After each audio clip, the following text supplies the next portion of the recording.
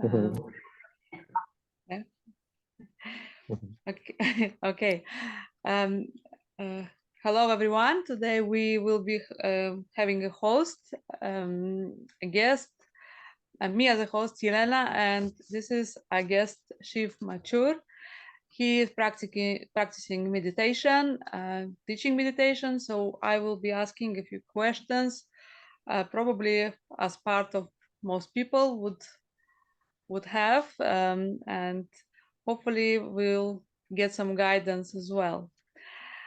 So thank you, Shiv, and I would Thanks. like to ask you probably the most common question, or I question myself as well, is um, how do you know about meditation techniques? How do you know that you're doing it right? How do you many people struggle to focus during the meditation, so how to overcome this? Okay. Uh, if I get your question right, I've understood it right, is you're asking how do you know the technique somebody is doing is right? That's your question. Yeah, or if you as a beginner, how do you know you can well, of course, it depends what you use. You can use guided meditation or following the music, but many people struggle to completely switch off the mind, completely relax, I would say.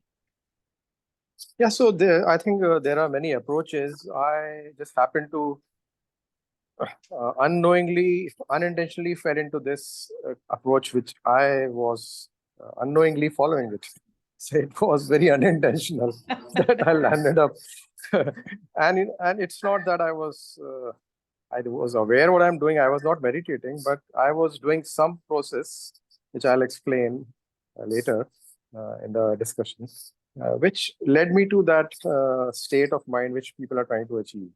So of the mind getting through a calm state and probably getting rid of thoughts, or you can call it peace of mind, or a content state of mind, or a controlled state of mind, or being in the present. So many ways you can define it, and or maybe you can say some state of consciousness or some raised state of awareness. So you can define it many ways. That's the kind of a goal which most people come across when they get into as a beginner, and when someone tells them. So these are the various definitions people give, and so I just chanced upon this. Though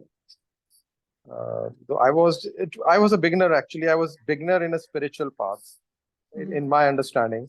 But probably there was some process already, subconsciously, which had started, which I was not aware of. So I was Mhm. unaware, but something was already going on. And what was going on, in short, I will call it self-analysis, or analysis of the life. What exactly is life? So that was subconsciously going on. That was pretty constant while I was working, and it took some shape when I actually made my first trip to Rishikesh in the Himalayas. And few things happened when I started exploring it. So I was actually exploring, and that's also a kind of a technique, I would say, or that's the best technique. You can say self-analysis, self-inquiry. Exploring is a very generalized word, you can call it. So I was exploring, and for a beginner, I would say that beginners should try to find out what exactly is meditation first.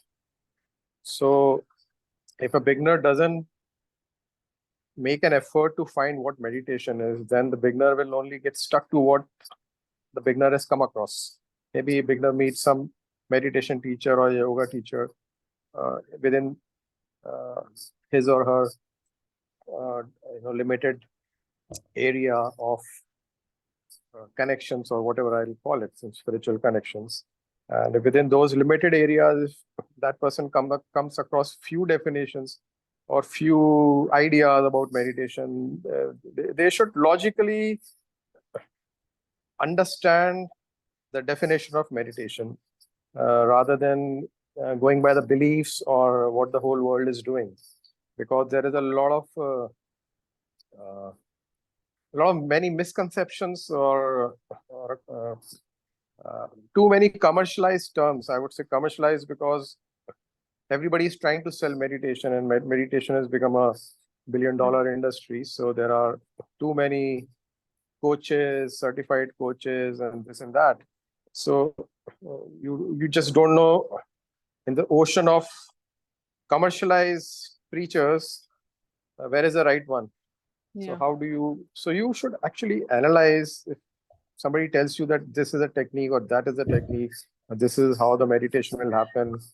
So they should explain you how will you reach there actually. Because by just telling somebody and you try to just blindly believing, because a lot of people are following this technique and a lot of people are following another technique, and there are a lot following third and fourth. Similarly, there are all kind of audience for all kind of techniques. But who's achieved something? Has anyone achieved something that state? Even if the teacher has, the teacher achieved something?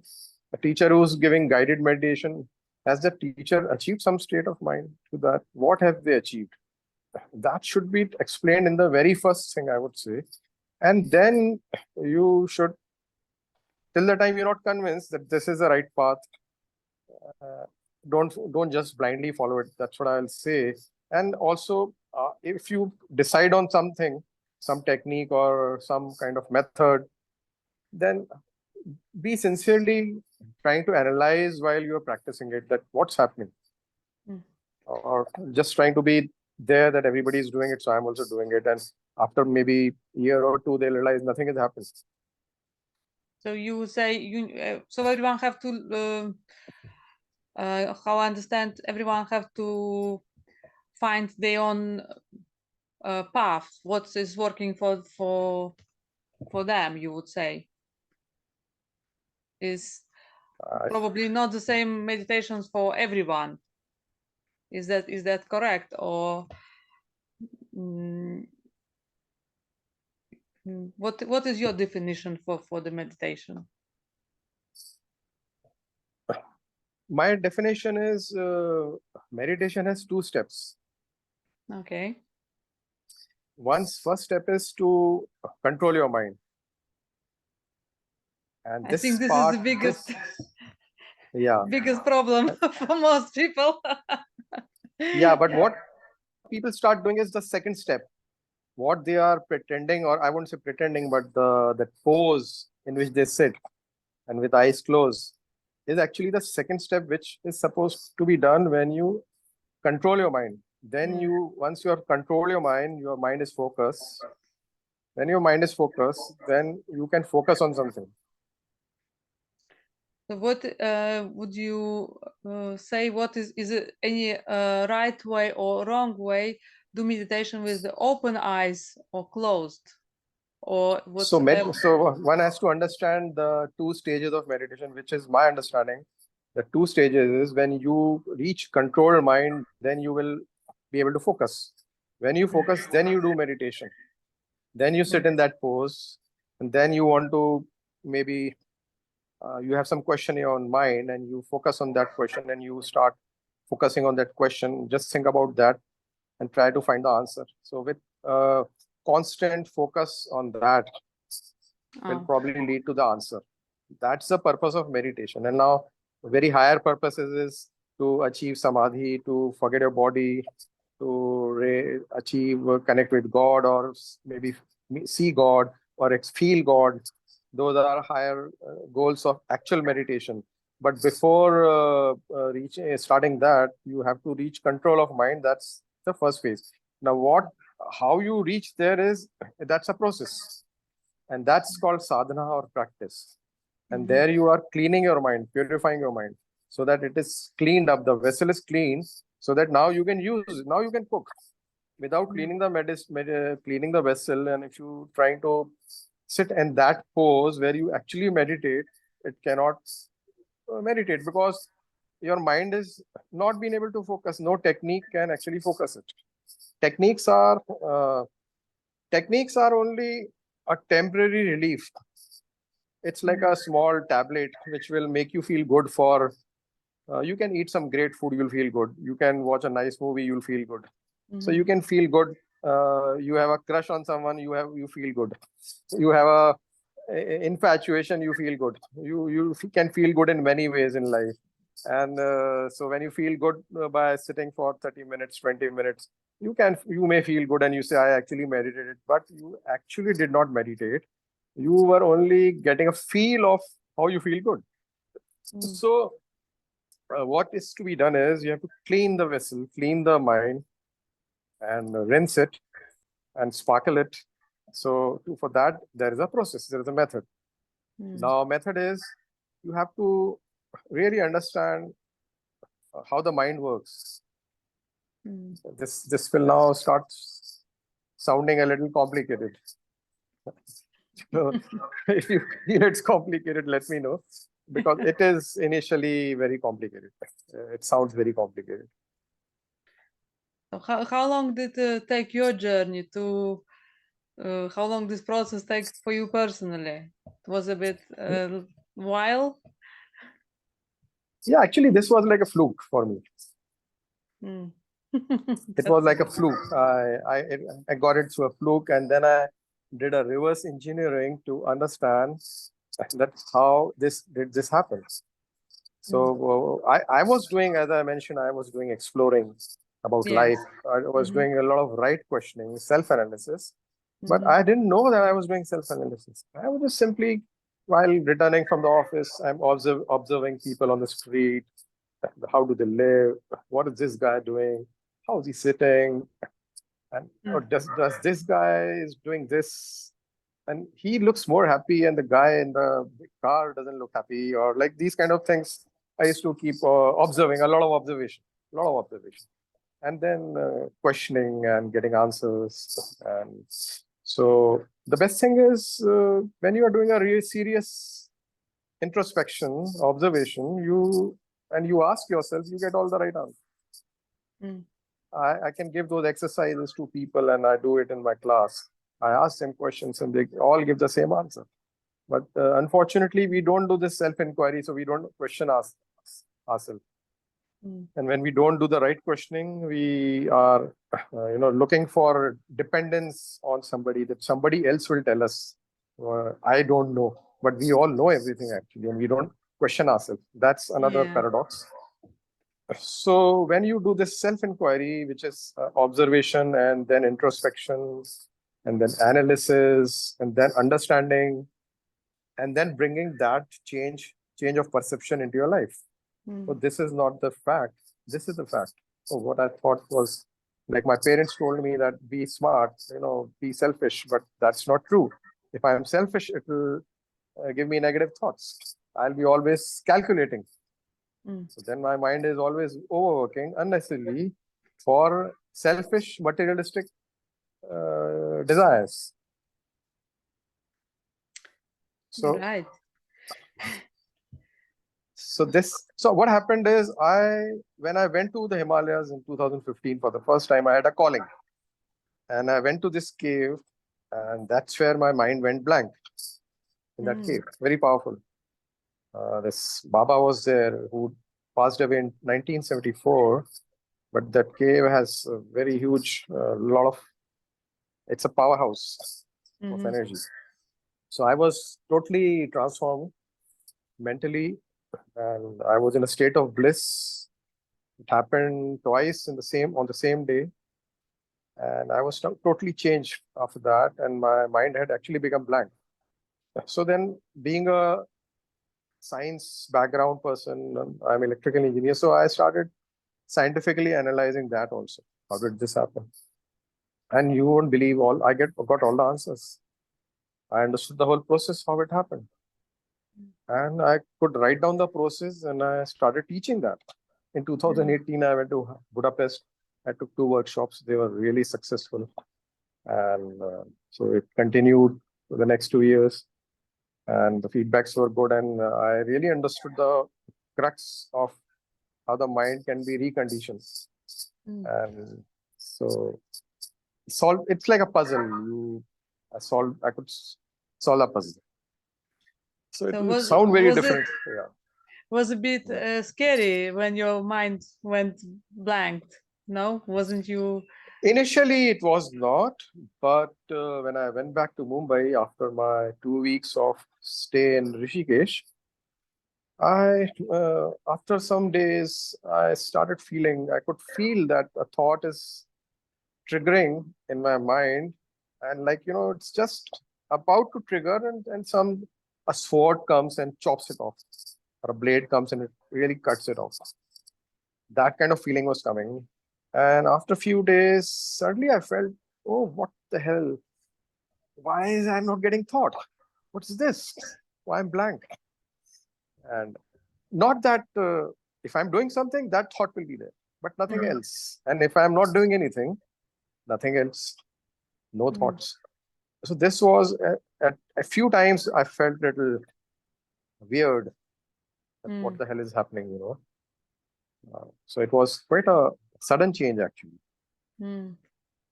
So then I analyzed the whole method behind it. So then I actually understood how the thoughts are coming, the source of thought, the science behind it, the sensory organs. When I see something, the signal goes to the brain, and the brain has a particular way of processing it. And for every person, the way I've been conditioned in my childhood. So that conditioning, the programming which has happened, because when a child is born, the child is blank. Child lives in the present moment.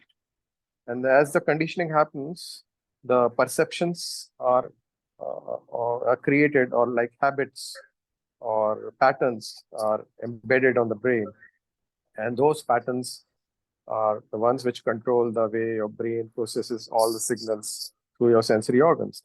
And they are the reason for the kind of thoughts which get triggered in the mind when we see something or we take some input from the sensory organs. Like people who've been drinking latte or cappuccino will not like the Indian coffee, and the people who drink Indian coffee will not like the cappuccino, because since childhood they are drinking Indian coffee, and other people are drinking cappuccino since childhood, so they have developed that taste. So when we say in English, I have developed that taste, is nothing but my brain is conditioned to accept that. And my brain is not conditioned to recognize the other taste. It's not about liking and disliking. It's just conditioning. So both are good. But for half the people in the globe, this one is good. For half the people in the globe, the other one is good. Actually, both are good and none are bad. So these are perceptions. So if you understand this conditioning of the brain and then how it's got conditioned, now how do I analyze my brain, how it is conditioned, where does it stand, and what needs to be changed? This is something which now has to be deliberated upon and understood, which most of the people have actually forgotten or have not been told, which is like dharma. If you read the Bible, if you read any religious book, if you read Hindu book, Buddhist book, they are all telling about the same thing, but people just go around beating the bush, and they don't understand the crux of the religious book also. Yes, I agree. So would you? Well, I always recommend people to meditate. It will help them in all aspects of their life. I believe. Yes. Its mental condition will be in aligned with your even body condition. I believe, and 100%. relationship as well. Yes. And your Very work much. life. So you agree with me? I'm not wrong. 100%. 100%. I have written 2 books. One book on the human values related to the mind, how they impact the mind. And the second book is on human values, the modification of human values, or the loss or the decay of human values, how it has impacted the society. As you're talking about relationship, it's just that. Yeah. Well, yeah, congratulations on your books. I saw them. They Thanks. are in the shop. So well done. I hope it's a great success. And well, in part of India, probably most people are meditating, or no, or what would you say? Because, as you know, in Europe, I would call it people trying to, well, because you need to analyze yourself. It's awakening, I would call, awaken call. Yes, yes, yes. So in Europe, it's a bit slower probably process than India, which got many religions and many people follow the traditions. So probably meditation is more, I don't know, more natural, more traditional, more not say acceptable, but it's like everyday routine, I would say. What would you say? Yeah, my reading is slightly different. Okay. I would say, maybe I would say that people in the West are more moving more towards meditation. Maybe they're trying to achieve it, but maybe they're trying too hard, and that's why they can't. No, I'll tell you. Let me complete. See, what is happening is in Europe, they are more keen to learn meditation. There are many yoga studios in Yes. entire Europe, and I was teaching in one big studio in Warsaw, in 2019 and 20, and I've taught in few of the studios in the different other countries also. People are really serious about it, very sincere, and even if they were not, but they developed a lot of interest, and they were very serious to go deep into it, and they made a lot of attempts. In India, people are not really doing much in meditation, I would say. No, And surprising. yeah. And they are the traditional life, I would say, is spiritual everywhere in the world. Yeah. The traditional families, if you go to the villages in the West, in Europe also, or even Russia, I've been to villages. I lived in one or two villages in Poland. I lived in a village in France for not a long time, but yeah, for some short time.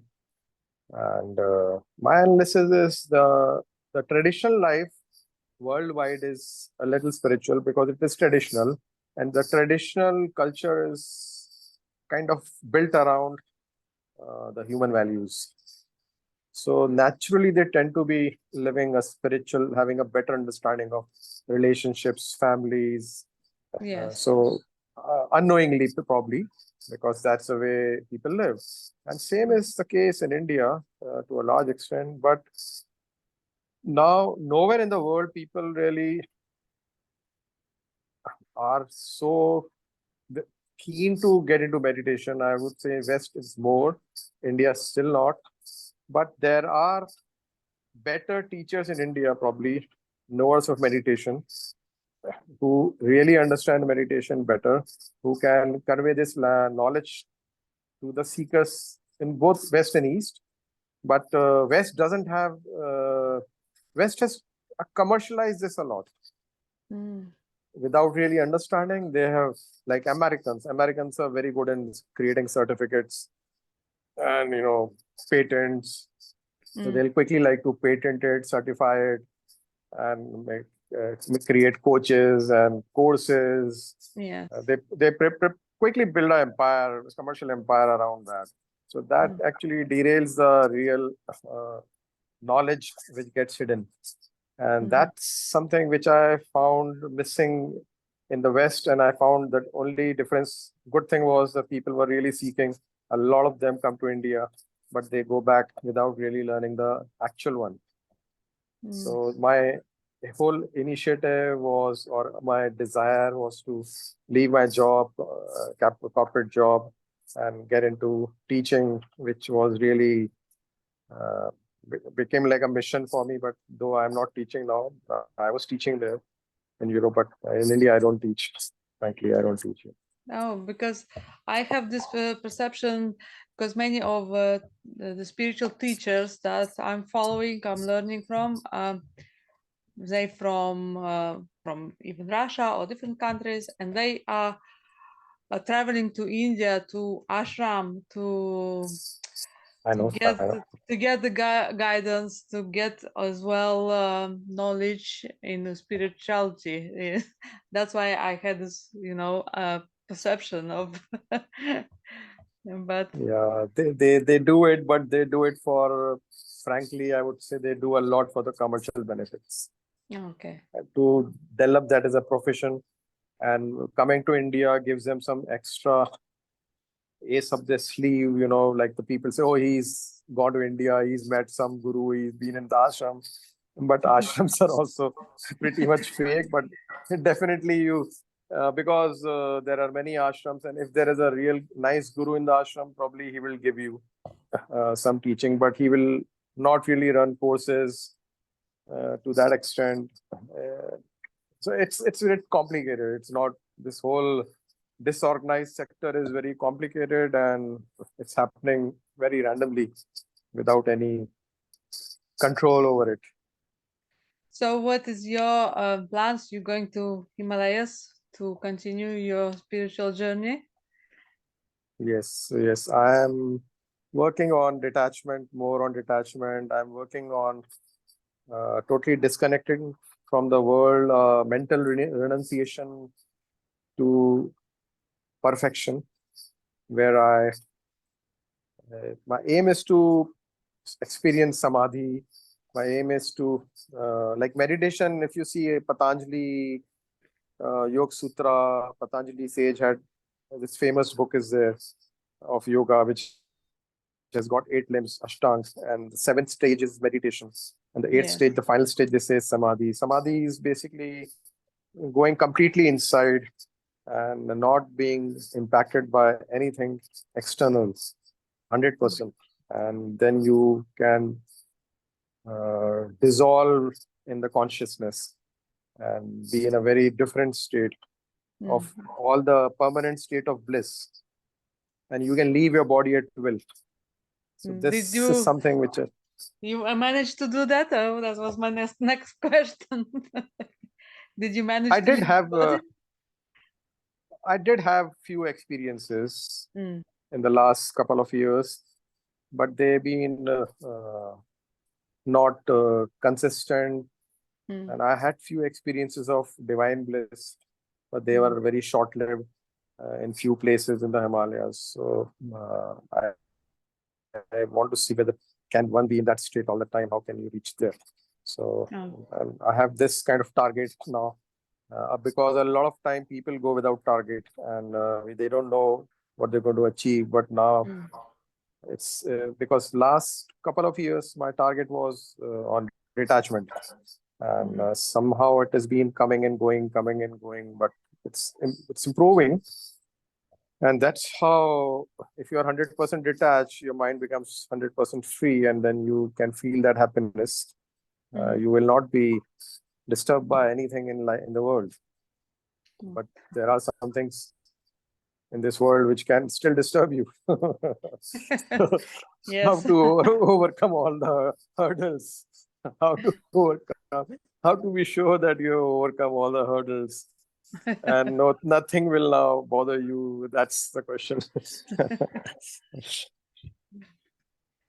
Well, I think So they we say if you go, sorry, they say if you go into a cave and go into total silence and for a long duration, then you connect with your inside and you yes, disconnect from outside. yes, That's but what it's I have, something like that. hard to achieve in everyday life. I would say, very Yeah, difficult. yes, very difficult, very difficult.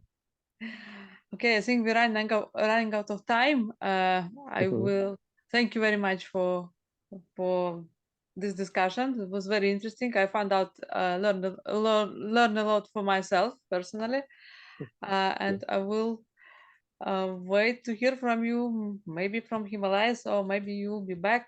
You can update us on your achievements. I don't know achievements, yeah, but I would say experiences. Yes, I or think if you reach your target. yes, probably because if I use the word achievement, I would say ego will come in. So I would say experiences. Yeah. Okay, let's call it experience. Okay, thank Yeah. you very much, and I'll Thanks. Thank you, see Lina. you again sometime. Sure, sure. Bye. Bye Okay, bye. Take bye, care bye. and wish you good Thank luck. you. Thanks a lot. Thank you. Bye. Thank you. Bye.